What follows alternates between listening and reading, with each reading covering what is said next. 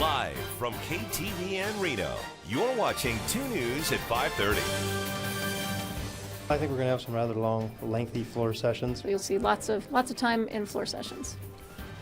Lawmakers have until Friday to pass bills out of their second house. Continuing coverage of the 2019 legislature tops 2 News at 5:30. In the 80th legislature, it ends 2 weeks from today. It's a quick one. I'm Landon Miller. And I'm Kristen Remington. Thanks for keeping it here with us.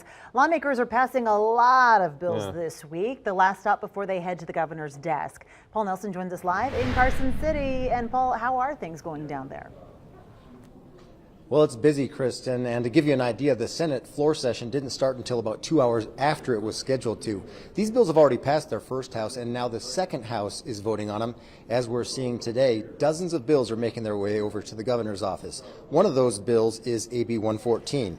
It originally called for the Board of Education to establish a course of study in student suicide prevention. That bill looks a lot different today. Now it requires schools to report training and classes related to suicide. The Senate passed the bill unanimously, one of several bills regarding teen suicide.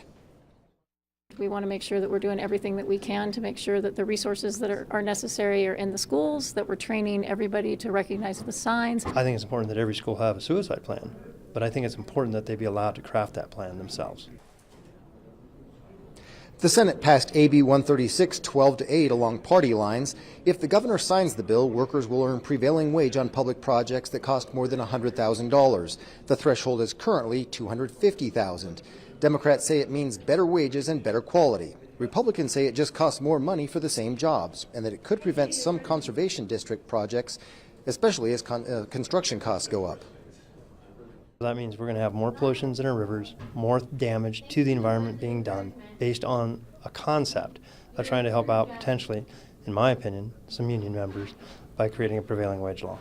I think there's tremendous evidence that shows that when we use the prevailing wage process, it's fairer to all working Nevadans and that we get a better product. And there's definitely more controversial bills on the way. One of those is the popular vote bill, and that would give Nevada's electoral votes during a presidential election to the winner of the national popular vote. That one could get a vote as early as tomorrow.